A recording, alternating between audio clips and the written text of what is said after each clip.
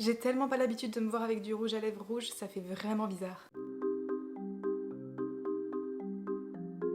Coucou mes petites arcanes, j'espère que vous allez bien. Je suis très contente de vous retrouver aujourd'hui pour cette nouvelle vidéo et nous allons faire ensemble mon book haul du mois de décembre. Je sais, il arrive très tard vu qu'on est presque fin janvier, mais j'avais pas non plus envie de vous faire des book hauls ou des updates lecture avec un mois de décalage. C'est pour ça que je vous fais la vidéo aujourd'hui, parce qu'en plus de ça, vaut mieux tard que jamais. Je vais donc diviser cette vidéo en différentes parties, notamment les achats, les services de presse et les cadeaux. Je ne vais pas revenir sur mes achats de Montreuil puisque je vous ai fait une vidéo dédiée justement à mes acquisitions livresques du salon de la presse jeunesse de Montreuil, donc je me permets de vous renvoyer à cette vidéo. Je ne mentionnerai pas ces livres ici. Mais pour rester dans le domaine des achats, je me suis pris en soutien à Elodie Federbe, l'autrice de Villa Emilia. Une de ses dernières parutions, il s'agit de Eat Me, Drink Me, A Cannibal Love Story, qui revisite, on va dire, mais vraiment largement, Alice au pays des merveilles. Ce que j'aime bien dans les œuvres de Elodie Federbe, encore plus dans Villa Emilia, parce que de toute façon c'est le seul que j'ai lu, c'est qu'il y a toute une psychologie travaillée derrière les personnages et qui explique justement leur comportement malsain et leur comportement en dehors de la société. Donc je m'attends à la même chose pour le personnage de Mads qui est du coup un cannibale. Si j'ai bien tout compris du résumé, nous allons suivre Elena qui va rencontrer quelqu'un via un site de rencontre et quand ils vont se voir en vrai, eh bien il va la kidnapper, la séquestrer pendant un total de 42 jours. Pendant ces 42 jours, sa mission sera de l'aimer ou de finir dans son assiette. Donc écoutez, j'ai clairement hâte de rencontrer Mads, ce nouveau personnage que je suppose haut en couleur avec toute la psychologie qui va derrière. Du coup, je me suis pris le relier. Au niveau de la mise en forme, on est vraiment sur une police d'écriture qui est très petite. Il y a des illustrations tout au long de l'ouvrage du coup où vous pouvez retrouver les personnages de Mads et Elena dans certaines situations du roman. Je vais passer maintenant au service de presse et le premier que j'attrape, il s'agit d'un graphique Comment Reliana a survécu au manoir Windnight. Je l'ai lu récemment donc je vous en reparlerai dans un update lecture, mais j'aime beaucoup cette histoire où on va être dans une sorte d'isekai où une jeune femme va se réincarner dans le personnage de Reliana, un personnage issu d'un roman qu'elle vient tout juste de lire. Ce personnage qu'elle incarne normalement doit mourir dès le début du roman. Elle se réfugie dans le manoir Windnight où elle va rencontrer le duc, faire un accord avec lui, mais elle bouleverse toute l'histoire du roman puisque en fait c'est sa mort qui amène le personnage principal, Béatrice, à revenir en ville. Du coup plus rien ne se passe comme le prévoyait le roman et elle va devoir s'adapter à tout ça. Je vous montre quelques planches de dessin comme ça, personnellement moi j'aime beaucoup, surtout qu'on va être sur une romance qui prend son temps, un bon petit slow burn, et pour vous dire en 3 tomes, la romance n'est pas encore ici. Si je poursuis aussi sur les graphiques, il y a un titre que j'ai reçu et qui était grandement attendu par la communauté je le pense, pour tous les fans justement de ce type de graphique et en particulier de Nick et Charlie dans Heartstopper puisque j'ai reçu le tome 5 de la part de Hachette Roman. J'en ai déjà fait ma chronique sur Instagram si vous voulez aller voir en attendant ma vidéo sur mon update lecture, mais on est sur une histoire vraiment tellement douce, tellement bienveillante, c'est vraiment un petit réconfort en fait de lire cet ouvrage. Il aborde tellement de thématiques au niveau de l'identité, du genre, de l'orientation sexuelle, etc. C'est vraiment un petit bonbon ce livre et je pense qu'il pourrait aider bon nombre de personnes qui pourraient se retrouver dans les mêmes situations que nos personnages. Au niveau des graphismes, on est toujours sur quelque chose de très simpliste, mais personnellement moi ça fait le café. Et comme l'indique le titre de ce tome 5, nous sommes sur première fois, donc encore une évolution dans la relation entre Nick et Charlie, toujours comme je le disais dans le respect et la bienveillance et ça fait du bien. A savoir que ce tome-ci est l'avant-dernier, le tome 6 qui sera apparaître je ne sais pas quand, en toute honnêteté, sera le tout dernier de la saga et il faudra dire au revoir à Nick et Charlie. Toujours dans les services de presse, j'ai reçu de la part de Corrigan le deuxième tome de Savage Lands, donc Wild Lands, qui est écrit par Stacey Marie Brown. C'est un énorme coup de cœur cette saga, vraiment je l'ai lu, c'était trop bien. Je vous en ai fait du coup ma chronique sur mon update lecture, donc je vous remets le lien en barre dans la description et aussi dans le petit i si vous voulez aller voir. Mais j'ai un immense coup de cœur pour justement cette saga d'urban fantasy qui est très sombre, très violent. C'est parfois dur à lire mais ça vaut le coup, je vous le conseille grandement. Pour vous résumer rapidement le premier tome, on est dans notre univers, dans notre monde à nous, plus précisément à Budapest qui est séparé en 3 parties. On va avoir la partie des humains, celle des faées et enfin ce qu'on appelle les terres sauvages où il y a un petit peu tous les rubis de la société. On va y suivre Brexley qui fait partie des forces d'élite chez les humains et la nuit elle s'amuse on va dire à détourner la marchandise à destination des faées. dans des trains et un jour elle se fait capturer, elle est emmenée dans la prison des Faé qu'on appelle la maison de la terreur et là ça commence à partir en cacahuète mais c'est là où ça devient vraiment très intéressant et où j'ai tellement accroché. Donc âme sensible, s'abstenir, le tome 2 est d'ailleurs beaucoup plus spicy, attendez-vous à avoir des scènes un petit peu olé olé. Toujours chez Corrigan Édition, j'ai reçu du coup L'acier et le sang. Alors attention, il y a une erreur dans ma couverture à moi, je ne sais pas si ça a été réédité depuis, mais ce n'est pas le sang et l'acier mais bien L'acier et le sang. Le bon titre c'est celui qui a justement sur le dos de l'ouvrage. Un très beau relié franchement avec un sublime jaspage. Si on enlève la jaquette, un design comme ceci, j'aime bien, c'est simple mais ça fait le taf aussi. J'aime bien, je trouve ça plutôt joli. Donc c'est le premier tome d'une saga. Et en toute honnêteté, je sais plus de quoi ça parle. Du coup, disons rapidement le résumé. Althea a un rêve ultime, devenir l'une des guerrières légendaires du royaume de Tezmar. Pour y parvenir, il lui reste que peu de temps car un oracle lui prédit qu'elle mourrait à l'âge de 27 ans. Déterminée, la jeune femme réussit à se faire engager par la guilde d'élite chargée de la protection du royaume. Son entraînement est rude, d'autant plus que son instructeur, l'insupportable mais envoûtant Wilder Hawthorne, ne voulait pas de femme dans son unité. Alors que le monde lutte contre les assauts d'un ennemi maléfique, Althea redouble d'efforts pour maîtriser parfaitement le maniement des armes et peu à peu, la jeune femme découvre qu'elle possède d'immenses pouvoirs. J'aime bien parce qu'on va se retrouver avec une femme qui va essayer d'évoluer dans un environnement d'homme, qui va faire ses preuves, qui va, je le suppose, tout défoncer, avec un amour impossible, je pense, avec son instructeur, n'est-ce pas? Je pense que ça va bien me plaire et en plus, au vu des avis que je commence à voir tourner sur Instagram, ça a l'air vraiment très bien. Et le type a l'air vraiment très bien aussi. Toujours dans la même maison, mais cette fois-ci on bascule sur un autre label chez City Edition. Lors de ma rencontre en fait avec la responsable de communication et l'événement qu'ils avaient organisé justement pour L'acier et le sang, j'ai pu faire un tour dans leur bureau et demander la suite d'un Cosy Mystery que j'avais commencé chez eux et j'ai pris du coup le tome 2 et 3, à savoir du coup Fragant délice et Beauté fatale. Alors je crois que Beauté fatale c'est le tome 2 et celui-là c'est le tome 3. On y suit Gemma qui ouvre en fait une pâtisserie et qui bien sûr va se retrouver au mauvais endroit au même moment et dans le tome 1, qui plus est, il y a un américain qui vient se pointer dans son café, qui fait un petit peu le bazar et le lendemain on le retrouve sur sa terrasse avec un scone au fond de la gorge, il est mort étouffé et pour le coup je me souviens assez bien du premier tome donc je pense que je ne le relirai pas. Le tome 2 est largement plus petit en termes de pages que le tome 3 et j'ai hâte de me remettre dedans franchement. En plus il y a un petit chat, oui, parce qu'elle adopte un petit chat donc voilà, il y a un petit chat sur la couverture. On passe maintenant au cadeau et là j'ai été incroyablement gâtée franchement.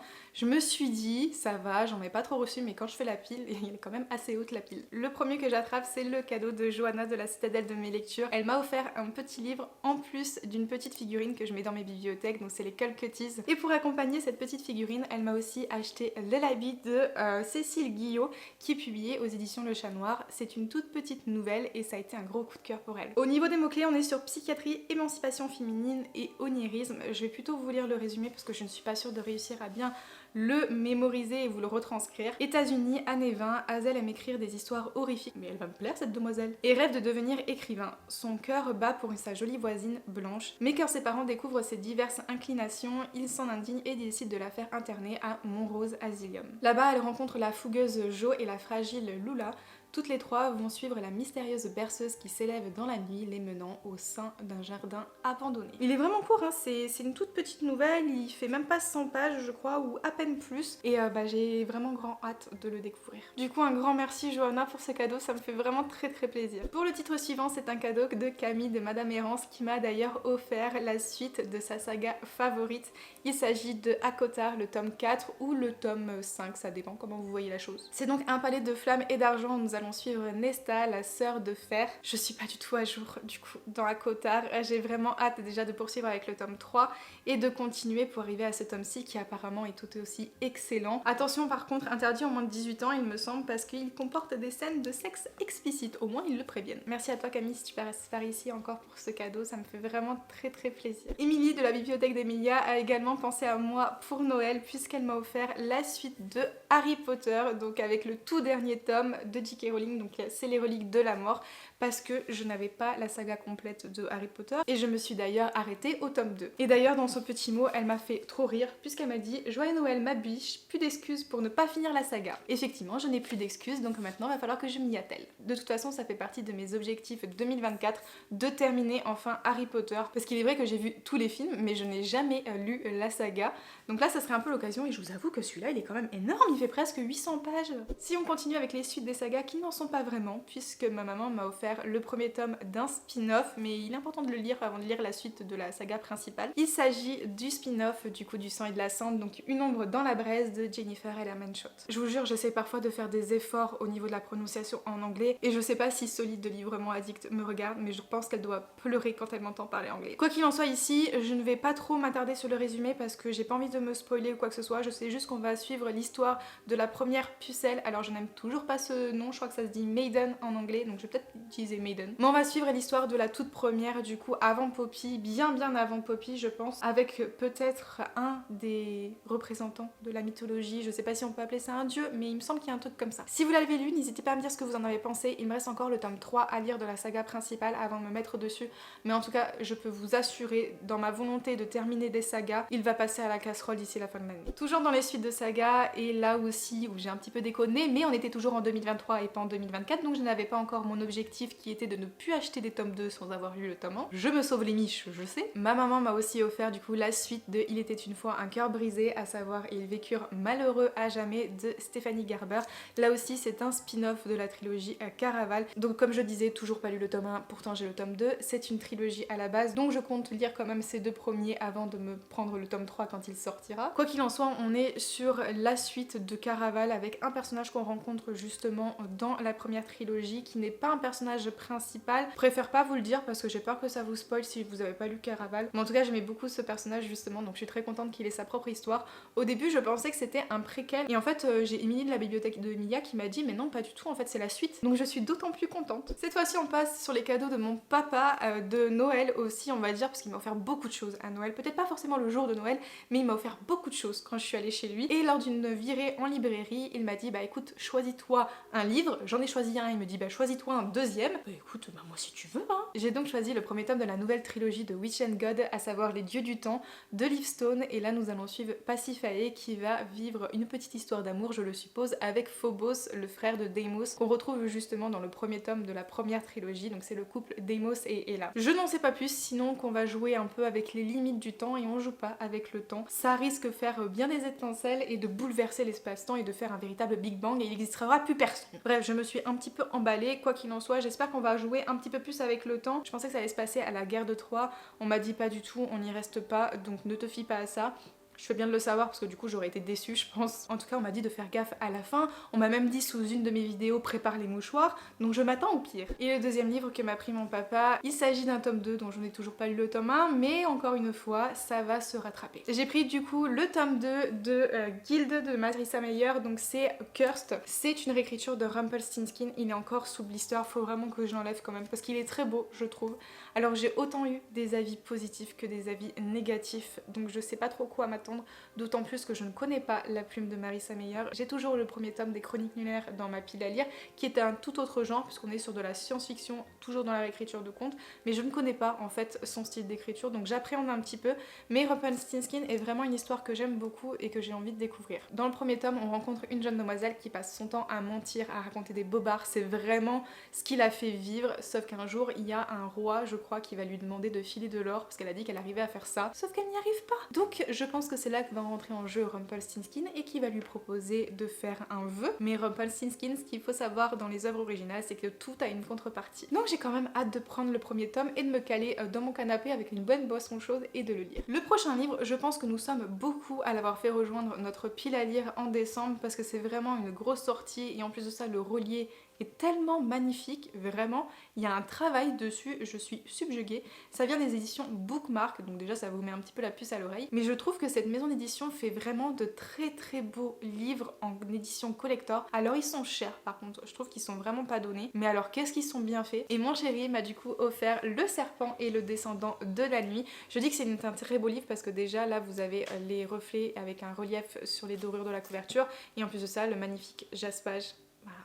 J'adore les serpents. Je ne sais plus très bien par contre de quoi ça parle. On m'a juste dit sur mon Discord, je crois, si t'aimes bien un peu les vibes de Nevernight, tu vas retrouver ça là-dedans. Vampire comme humain, notre survie dépend de ces 3 règles. Toujours se méfier, toujours s'accrocher et toujours toujours protéger son cœur. Oraya, fille adoptive et humaine du roi vampire des descendants de la nuit, a dû se créer une place dans un monde fait pour la détruire. Participer au Kejari, le légendaire tournoi organisé par la déesse de la mort elle-même, représente sa seule chance de devenir autre chose qu'une proie. Je vais m'arrêter là parce que ça me tente bien, rien que le fait de ce soit un tournoi, je me dis que c'est quand même un style un petit peu plus adulte, donc j'ai bien espoir que ça soit quand même assez sanglant. On nous dit à la fin quand Hunger Games rencontre le sang et la cendre dans un page turner unique. Voilà, il m'en fallait pas plus. Donc mon chéri m'a offert vraiment ce livre, en plus de ça c'était trop drôle parce que quand j'étais dans les rayons je disais oh je le veux et tout, je vais le prendre, après je disais non j'ai pas de sous, je le prends pas. Et en fait je l'avais pas vu, il l'avait glissé sous sa veste qu'il portait à son bras et c'est au moment d'arriver en caisse qu'il a sorti le bouquin comme ça, il a dit et je prends ça. J'étais là oh. Et on va arriver au tout dernier livre de cette vidéo qui est en fait 2 livres, mais un tout petit livre dans le lot, qui est aussi un cadeau d'une des abonnées justement de la chaîne avec qui je me suis mise à parler. Ça m'a fait super plaisir quand j'ai vu ça dans ma boîte aux lettres, franchement trop contente. Elle m'a offert en fait un petit conte. Voilà, un petit livre de contes qui est les contes choisis d'Edgar Allan Poe. Et il me semble que c'est à Porto, au Portugal, parce qu'elle est allée au Portugal et du coup je pense qu'elle m'a ramené ce petit livre. Alors c'est écrit en français, hein. C'est écrit en français très petit, mais c'est quand même écrit en français et c'est vraiment un très bel objet livre avec les pages dorées. Edgar Allan Poe, j'ai les contes macabres de lui, donc j'ai le volume 1 et 2, donc c'est toutes ces nouvelles un peu horrifiques on va dire ça. Et là je suis très contente de découvrir celui-là. Elle m'a acheté un livre que j'ai failli m'acheter à Montreuil pour le faire dédicacer par l'autrice et en fait mais heureusement que je l'ai pas acheté parce que du coup il m'attendait chez moi. Elle m'a pris Sing Me Forgotten de Jessica S. Olson, je suis trop contente, encore une fois un grand merci à toi si tu passes par là, je suis trop contente d'avoir ce livre, il me faisait terriblement envie. On est sur une réécriture un petit peu du fantôme de l'opéra avec Isa qui porte en elle une malédiction on va dire, puisqu'elle est capable en effet de changer un petit peu les impressions, les souvenirs en fait des spectateurs de l'opéra pour lequel elle travaille, mais pour rester justement à l'opéra elle n'a qu'une seule règle à respecter et pour lequel le propriétaire est formel, elle ne doit surtout pas se montrer. Sauf que cette règle un jour elle va l'enfreindre pour se rapprocher d'un jeune ténor. Elle commence à voir en lui une solution en fait à sa liberté, sauf que pour pouvoir se rapprocher un petit peu plus de son rêve, elle va peut-être devoir devenir le monstre que tout le monde redoute. Alors j'ai entendu un petit peu tout et rien sur ce livre, comme quoi il était mieux que A Forgery of Roses, comme quoi il était moins bien. Bon écoutez, j'ai envie de me faire ma propre opinion, mais en tout cas le fantôme de l'opéra c'est vraiment une vibe qui me pote beaucoup, donc j'ai très envie de le découvrir, encore une fois un grand merci. Et voilà, nous arrivons déjà à la fin de cette vidéo, j'espère sincèrement qu'elle vous aura plu. Si jamais c'est le cas, n'hésitez pas à mettre plein de cœurs en commentaire, et moi en attendant la prochaine vidéo, je vous fais à tous de gros bisous et je vous dis à bientôt. Ciao ciao.